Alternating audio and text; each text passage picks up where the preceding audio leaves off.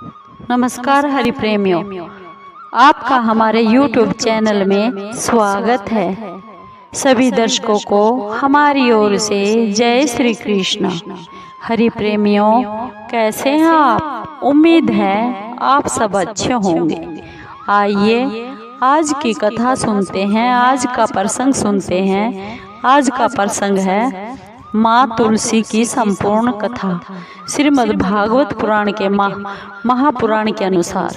हरि प्रेमियों, उससे पहले अगर आप हमारे चैनल पर नए हैं तो प्लीज़ चैनल को सब्सक्राइब जरूर कर लीजिए और बेल आइकॉन को जरूर दबा लीजिए ताकि आप तक हमारे सारे नोटिफिकेशन पहुंच सके।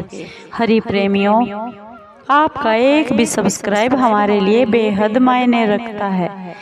आइए कथा को शुरू करते हैं।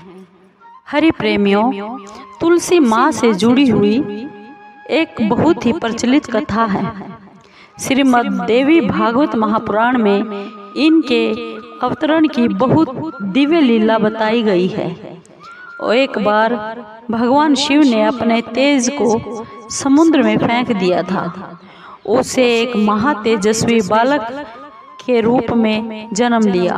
यह बालक आगे चलकर जालंधर के नाम से बहुत ही पराक्रमी राक्षस राजा बना। इसकी राजधानी का नाम जालंधर नगरी था।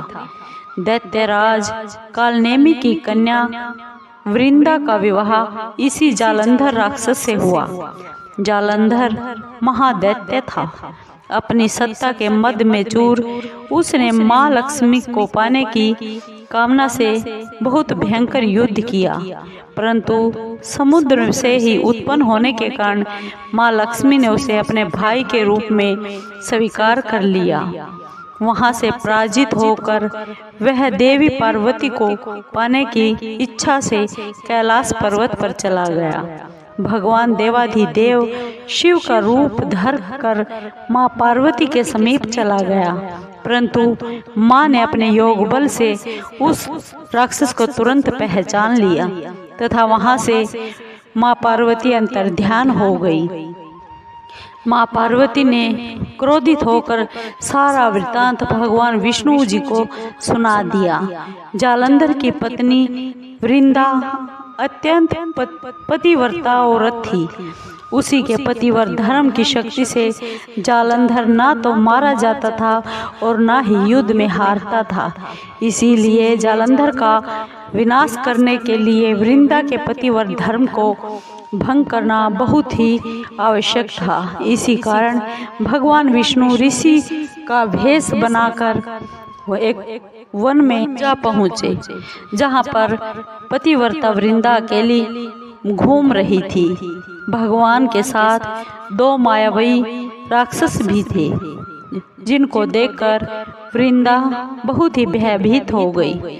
ऋषि ने वृंदा के सामने पल में दोनों राक्षसों को भस्म कर दिया और उनकी शक्ति देखकर वृंदा ने कैलाश पर्वत पर महादेव के साथ युद्ध कर रहे अपने पति जालंधर के बारे में उससे पूछा। ऋषि ने अपने माया के जाल से दो बंदर प्रकट कर दिए। एक वानर के हाथ में जालंधर का सिर था तथा दूसरे के हाथ में धड़ थी। अपने पति की यह दशा देखकर पतिव्रता वृंदा मूर्छित होकर गिर पड़ी।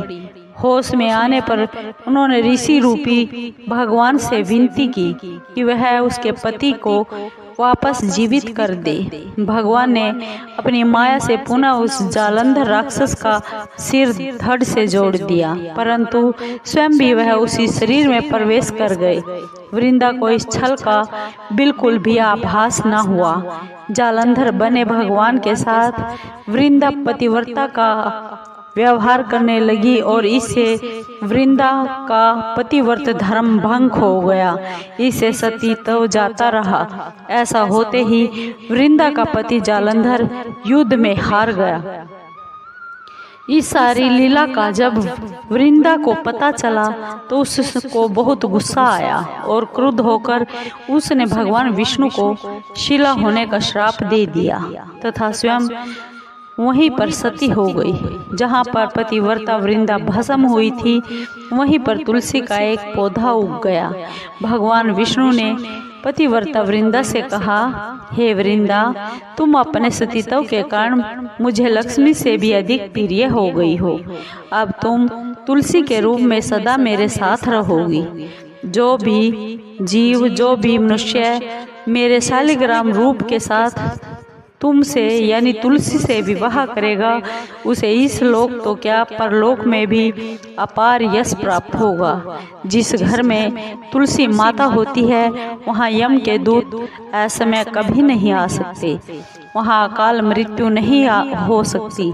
गंगा व नर्मदा के जल में तुलसी तथा स्नान करने से तुलसी का पूजन करने के बराबर है।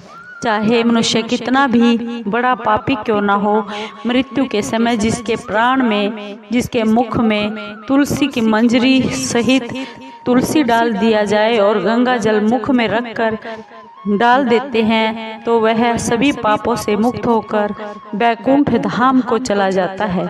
जो मनुष्य तुलसी व आंवलों की छाया में अपने पितरों का श्राद्ध करता है, उनके पितृ भी मुक्ति को प्राप्त होते हैं। उसी दैत्य जालंधर की यह भूमि जलंधर नाम से विख्यात हुई। सती पतिव्रता वृंदा का मंदिर मोहल्ला कोट किशनगंज में स्थित है। कहते हैं इस स्थान पर एक प्राचीन गुफा थी जो सीधी हरिद्वार तक जाती थी।